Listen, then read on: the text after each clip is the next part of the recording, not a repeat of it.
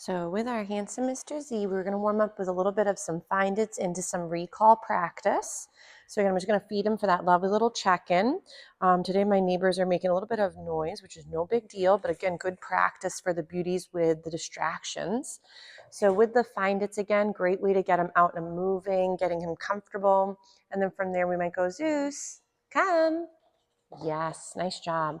We do have two new Doggy Day School students too, so Sugar and also little Miss Winnie. So with the beauties today, Sugar's in for her little moment to take a little break. They did do some really nice play earlier, Zeus and our lovely Miss Sugar.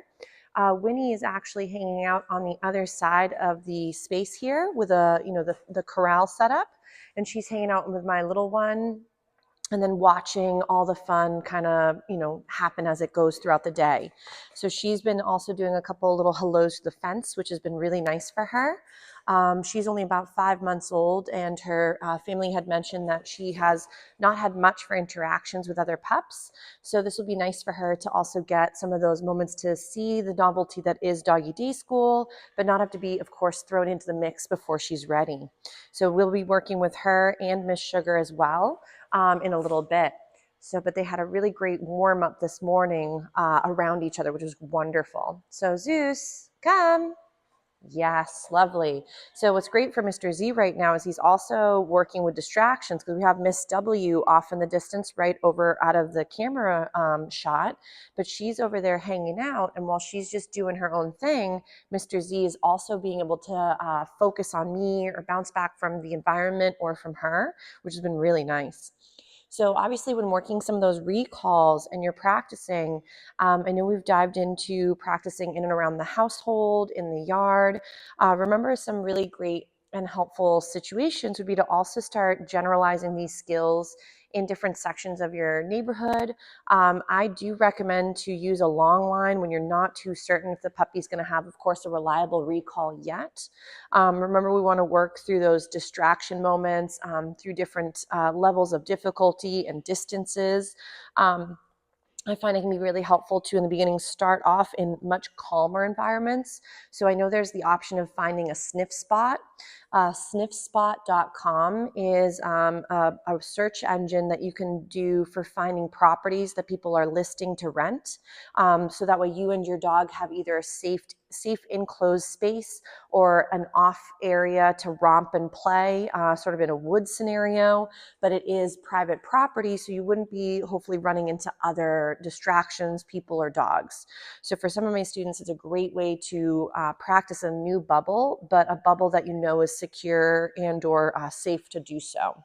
So right now, Mr. Z is just working a little bit with his little saddle right here, which was really nice. So maybe we'll get up and we'll do a little bit. Ready? Juicy. Let's go. A little bit with that loose leash walking. So I know right now there is some drilling and some other things. You guys may not pick up on it, which is fine, but I know Mr. Z hears the ruckus. Right here, he gets a little distracted. Yes, but nice decision making. He went and was thinking about going and visiting his little neighbor, but then he decided to come on back and do some nice check-ins. Gorgeous. So right now, again, when working with him, I would recommend to start also with a higher rate of reinforcement to make things seem more valuable or more fun to do those weird skills.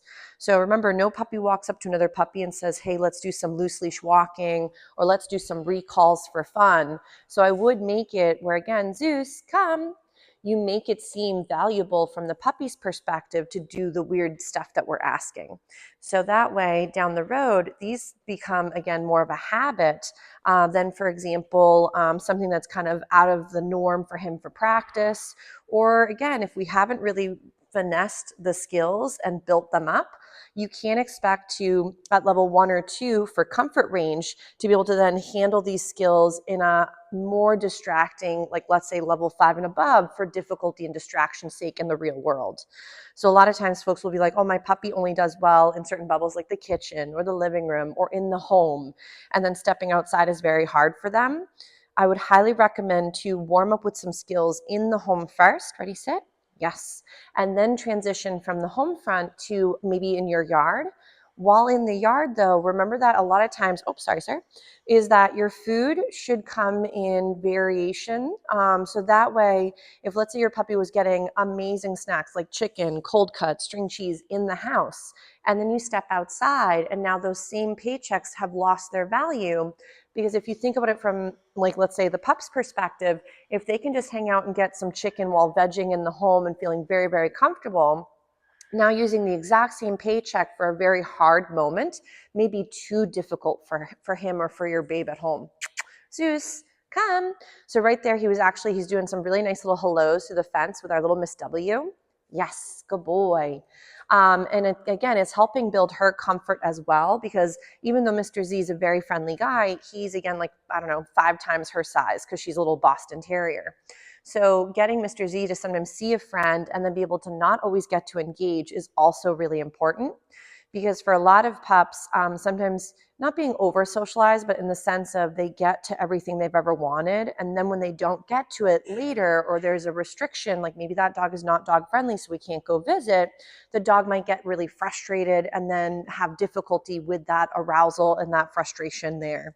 So sometimes also making it where your pups do see different distractions, but it's more just being there and then watching the world go by and being fed for staying soft or somewhat connected or disconnected from the distractions can be a very good life skill. This is very pretty for Mr. Z. So ready, we might get another little standing moment for him. So we might work another couple little recalls. Ready, Zeus? Find it. So again, it's nice because, of course, with the big space, I can really toss the food far away. Zeus, come. Yes, nice job. 2, if you're finding that you're trying to generalize some more of these recalls, you can sometimes also call while your back is facing the puppy. I know I'm blabbing right now, so I didn't get to actually work my recall word. But remember that as long as you're also feeding for the behavior that you're liking, your puppy will start to realize that that's the skill that they're getting fed for. So again, we're going to send him away, and then Zeus, come. Nice. So right there, we're feeding again for as he comes into my space, and maybe I'm not always facing him, or I'm to the side, or I'm even my back side is facing him. So we'll do another little find it. Nice. Zeus, come. Gorgeous. I know we've also mentioned sometimes in certain programs like the gotcha, you may find that as he's coming into your space and practicing grabbing for equipment could be also very helpful. So I sometimes go and I go gotcha, and then I'd feed again for that moment where I did grab for the gear. For some puppies, going and grabbing for gear can be a little overwhelming, so I'd get his attention, I'd go gotcha, and I'm going to feed for some of these little grabbing of equipment moment. For some of them, they start thinking, oh my gosh, we're about to wrestle. Or they think, for example, oh my gosh, maybe I'm in trouble, or I'm trying to get pulled away from something. So grabbing for gear shouldn't be overwhelming, and it should be comfortable for the pup to have you sometimes grab for gear, because maybe it is a safety situation. All of a sudden you notice there's a porcupine, and grabbing your pup would normally startle them. Practicing the gotcha or grabbing for gear can be very helpful, so your puppy doesn't always view it as either the end of fun or a stressful situation, or for some, certain handling is overwhelming. So remember, I know we had mentioned the cooperative care and some other nice options, but body handling is also going to be really important. Very nice job. So make sure that throughout your practice, he sometimes is wearing the harness in the home, sometimes not. Maybe he's wearing the harness outside, and sometimes he's just wearing the collar or whatever it might be. But having it where the gear only equals one thing, or gear comes on and we're going for that walk or the hike or whatever, then it can start to equal maybe more excitement than we'd like at certain points. Nice. So right now I'm just feeding him for this really nice soft behavior of going and settling on the floor, and sort of, again, reinforcing here and there throughout his relaxation. So, but we'll give him a little breather from those lovely little recalls and refocusing on me from the distraction, and see if we can work a little bit with some other skills in just a moment. Nice job, Sarah. That was beautiful. So we'll give him a little breather.